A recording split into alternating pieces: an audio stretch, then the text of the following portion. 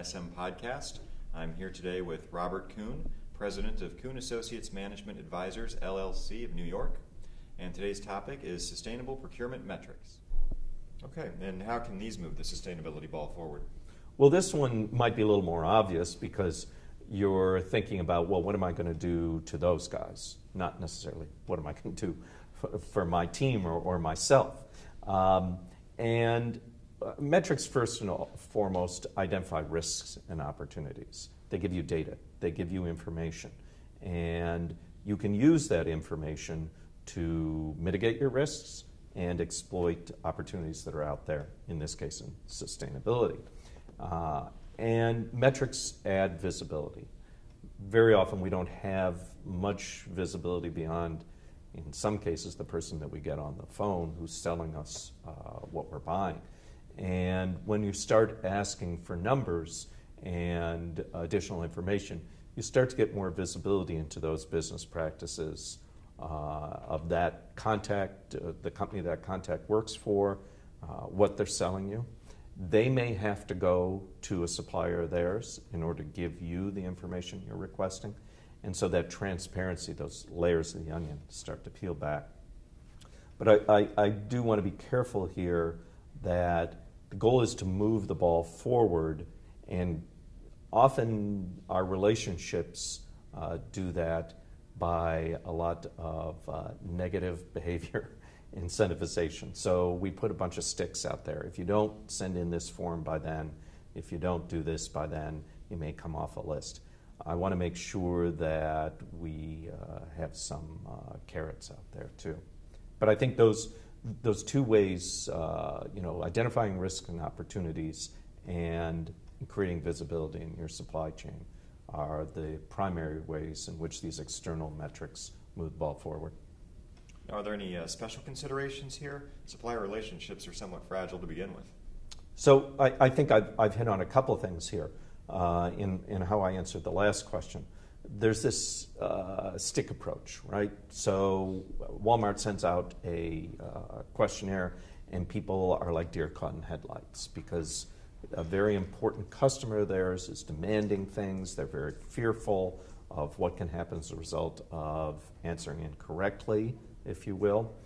And I think it's very important that Walmart or anybody who's asking for this information understand that in today's world, this is an unfunded mandate you're sending your supplier. You're telling them, in addition to price, quality, delivery, service attributes, now you want this additional information. And somehow they might be penalized if they don't get it right. You're not giving them any more money to do that. I haven't heard of anybody who sends a supplier a check for the additional costs they're going to incur in gathering and providing this information.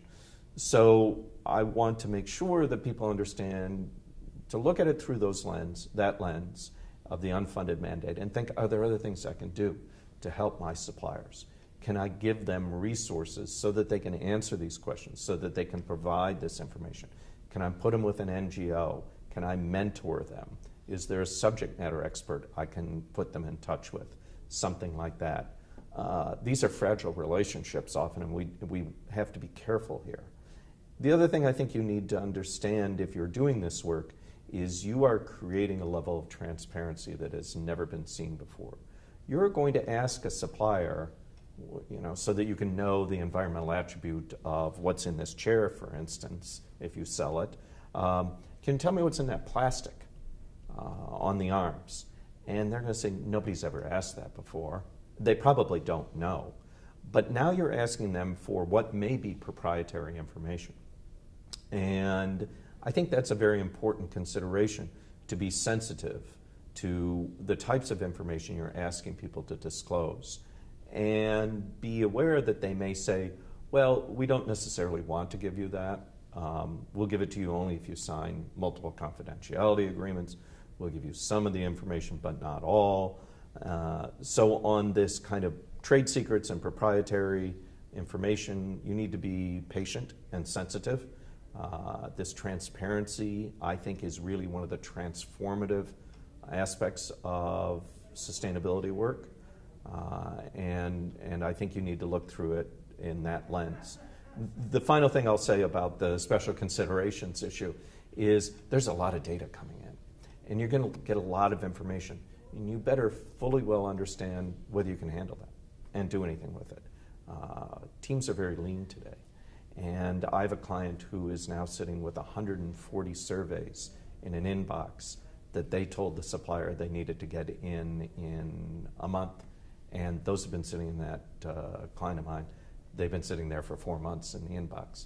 Is that really fair? I mean, should they have thought of, well, when we get all this, I don't know what I'm going to do with it, or how I'm going to handle it, or IT systems can't do anything with it. So just be aware that you can be deluged with data that's not particularly, you're not able to handle or isn't relevant. So tailor your program appropriately.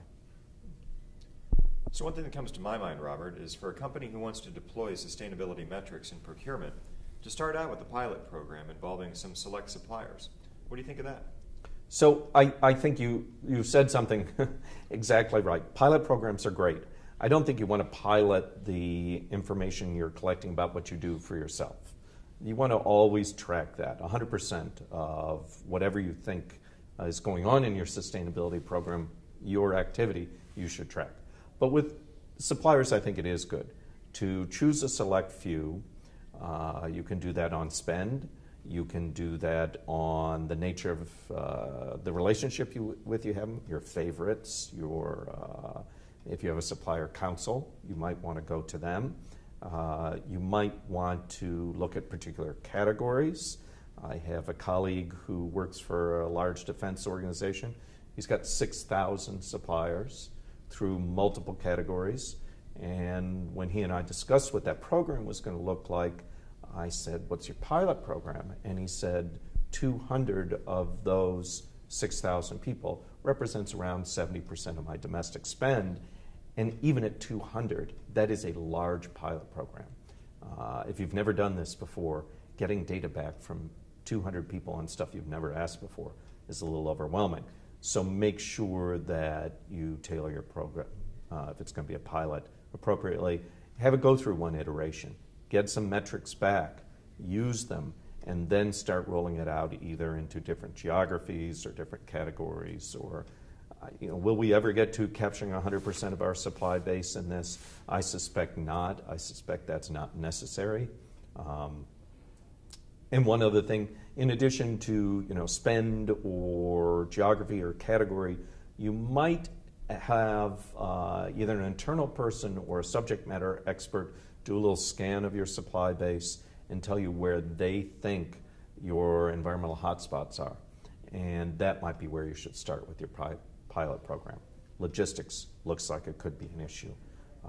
Your contract manufacturers, I suspect it's there, so that you tailor your work accordingly in a pilot program. Well, Robert, it sounds like there's a lot more to cover about metrics. Would you mind if we covered that in another podcast? It's great, sure. This is a emerging area. It's growing.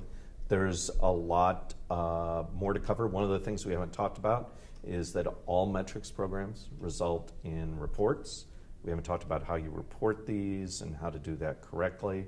You need to think about reporting right from the get-go, whether it's going to be an internal report, dashboards, etc., or something that's published to external stakeholders. Think about that. If you're going to have to interface with your communications group that does the reporting, you need to think about that from the get-go. So there are many more things we can talk about another time. Wonderful. Well, thank you so much for your time. You're welcome.